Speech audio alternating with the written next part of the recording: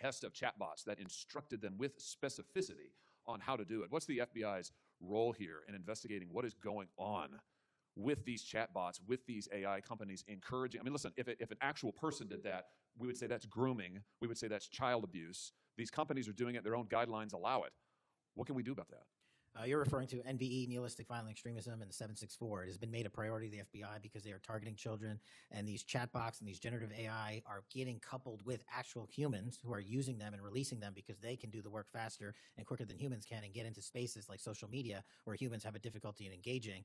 And what we're doing is treating any extension of generative AI. Thank you very much, Mr. Chairman. Director Patel, good to see you. Thank you for being here. You're leading the FBI at a very critical time for that agency and also a critical time for our country. And I want to start by talking to you about the tide of violence that we have seen, ideological violence against people of faith, particularly Christians.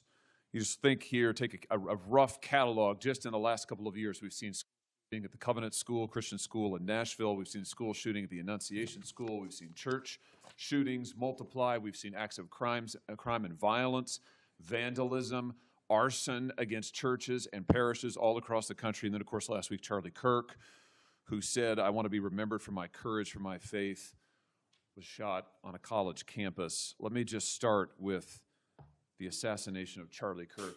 Is the FBI, and I appreciate the tremendous work the FBI has done in this investigation, is the FBI investigating the Kirk assassination as part of this broader pattern of anti-religious, anti-Christian violence?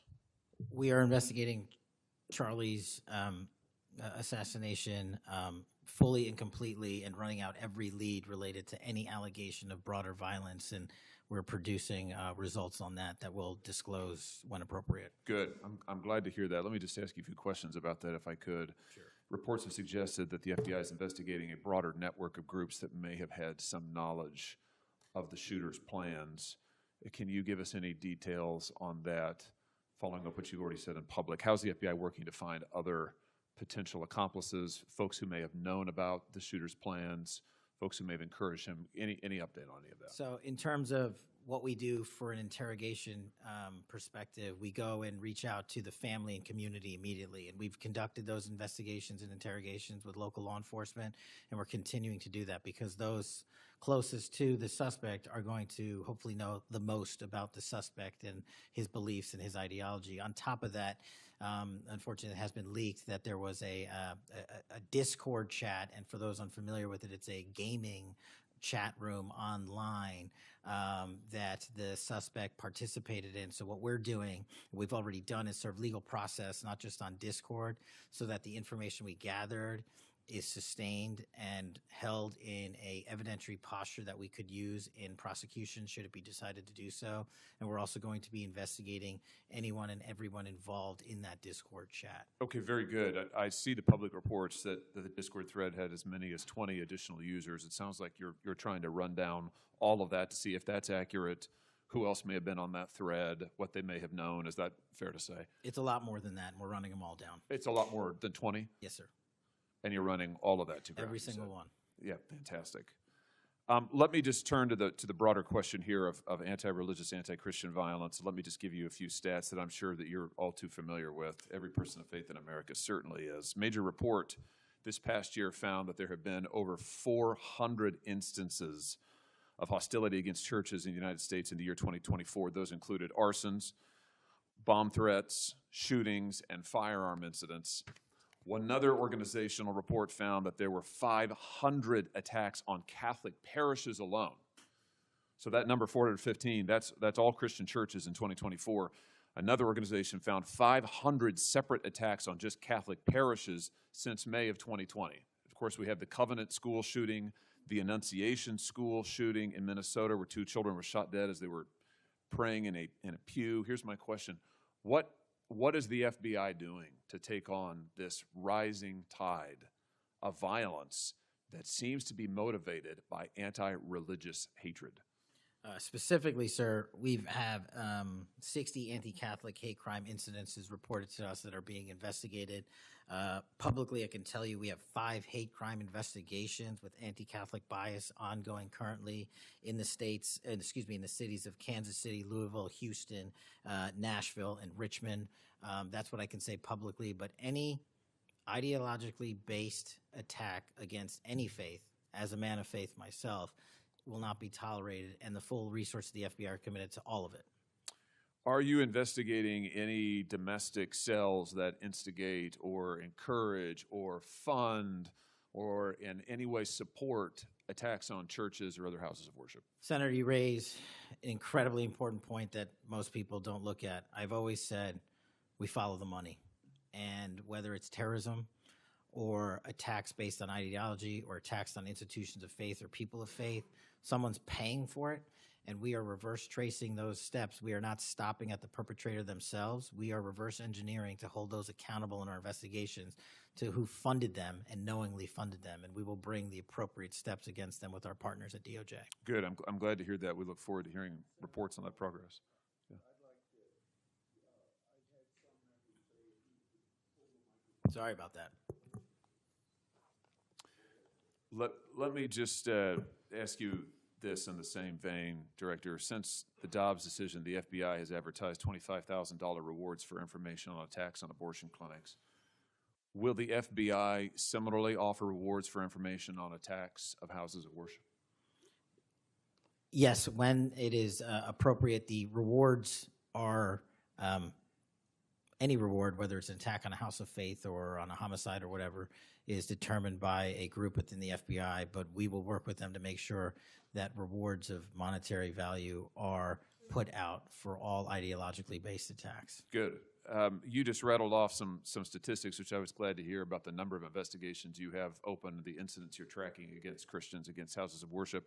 Let me just ask you if you consider designating a senior official as a liaison to houses of worship, to Christian and other religious organizations, to publish metrics on investigations and arrests related to church attacks, church threats, vandalism, arson, etc. Will you set up a system for liaising and then reporting so that everybody can see, this committee and the public can see just how many attacks we're talking about, just what the level of threat and violence is and what the FBI is doing to combat it? Senator, you're speaking my language. The private-public sector partnership on this specific issue, just like the other ones we've talked about, is equally transformative to finding those involved in these criminal activities. And with your assistance, I would ask you if you're able to identify someone who's an expert in that area, we will work with them. We will take their information because as great as the FBI is, we're only as good as the information we can get, and we don't have the reach that the private sector does in some of these areas. Very good. Happy to help on that. Let me ask you about something specific to the FBI, because sadly, as you know, the FBI, when it comes to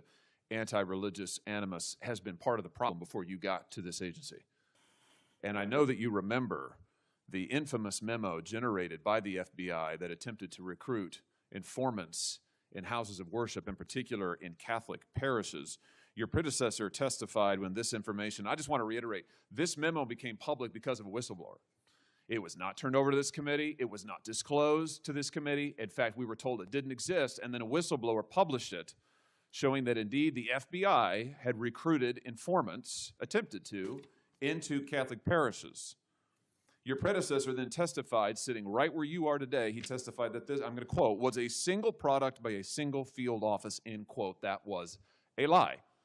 Because we then had additional whistleblowers come forward and say, no, actually, multiple field offices contributed to the drafting of the report.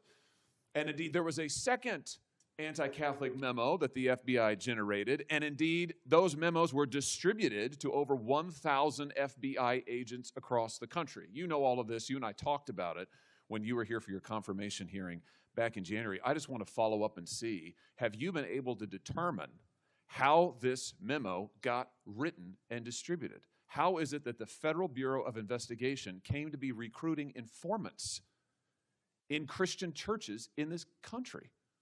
Senator, we did dig in, and we are doing our investigation simultaneously with Congress. And just to put it in perspective, we've provided 700 documents on the Richmond Catholic memo specifically to this committee, whereas my predecessor provided 19 pages.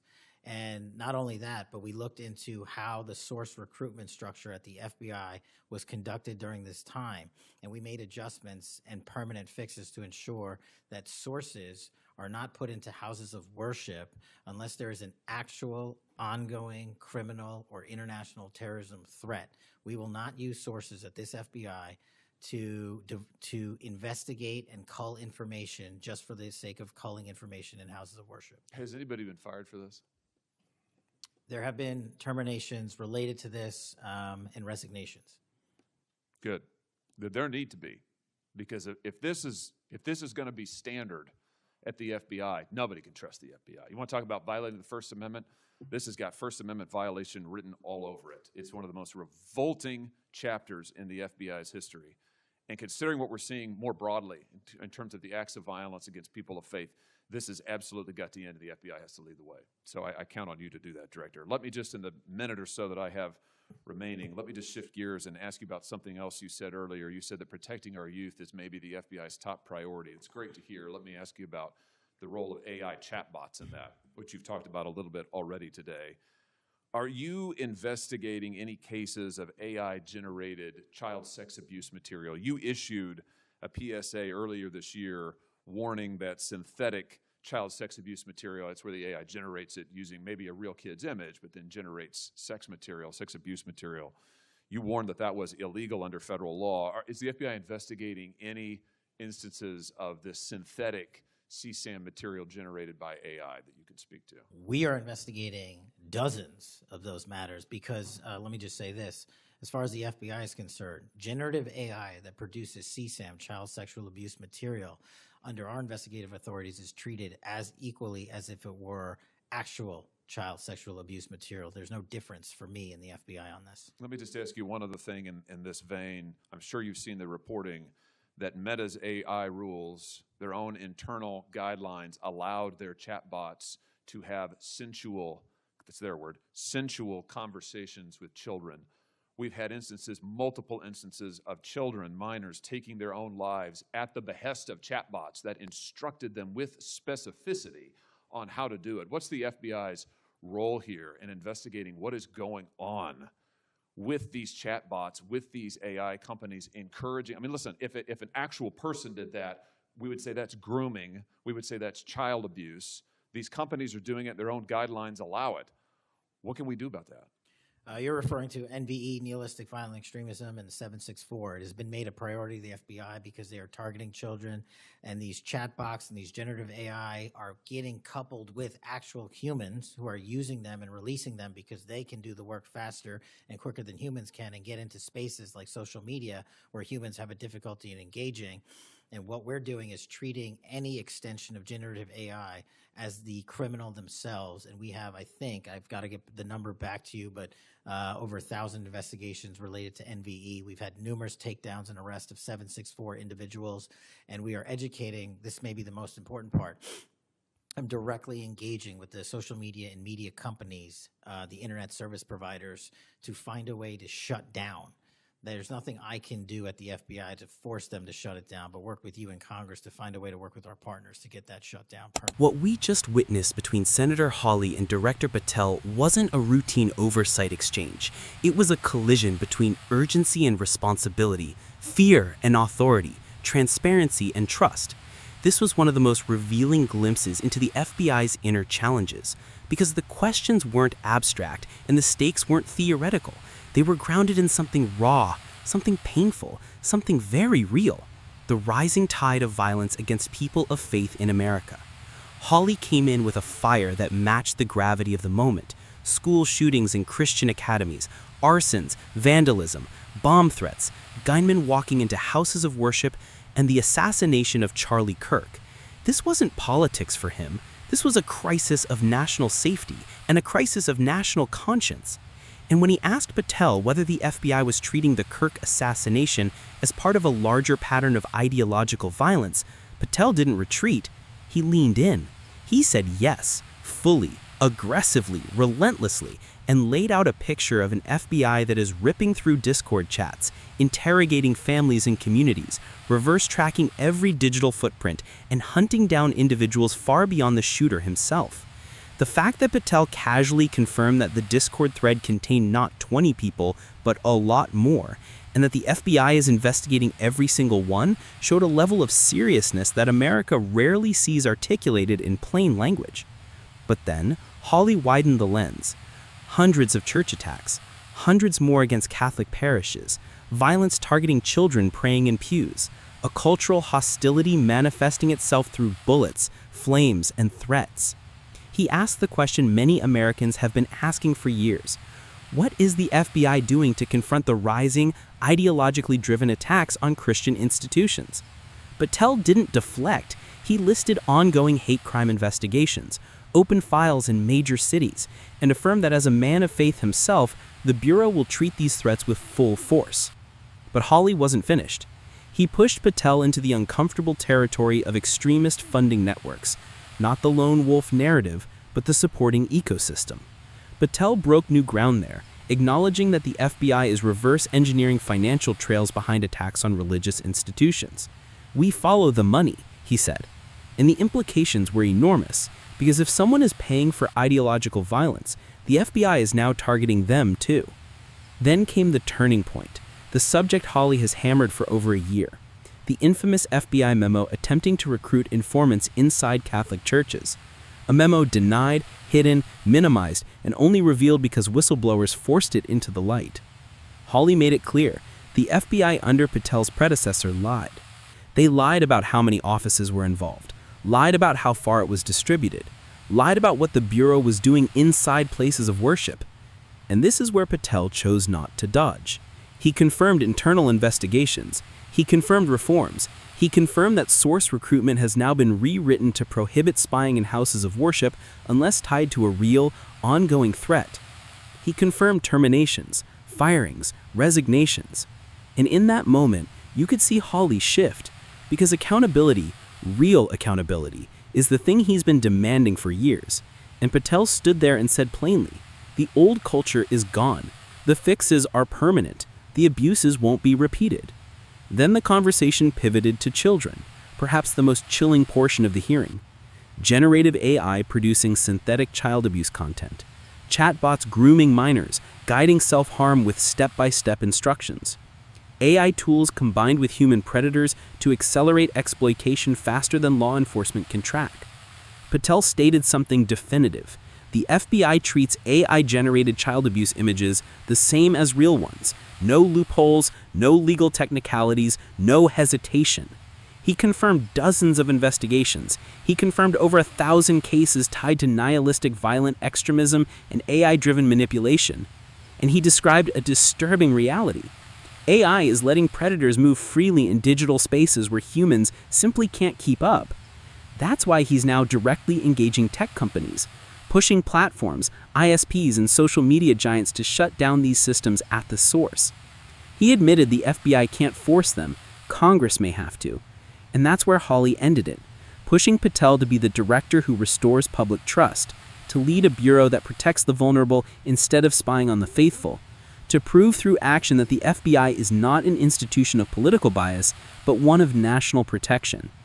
And Patel answered by owning the mission, not with perfect clarity, not with perfect certainty, but with a willingness to confront every dark corner that needs to be cleaned out. This hearing revealed something bigger than a disagreement. It exposed a country terrified for its children, exhausted by attacks on faith, mistrustful of institutions, and desperate for leadership that confronts reality instead of hiding from it. And tonight's exchange made one thing unmistakably clear. The FBI cannot afford to fail right now, because the threats are real, the violence is real, the consequences are real. And whether you agree with Hawley or with Patel, the message that landed is undeniable. America's safety depends on an FBI that the American people can trust, and the fight to rebuild that trust isn't just starting, it's happening right now, right in front of us. I'll see you in the next reaction, because hearings like this are shaping the future more than anyone wants to admit.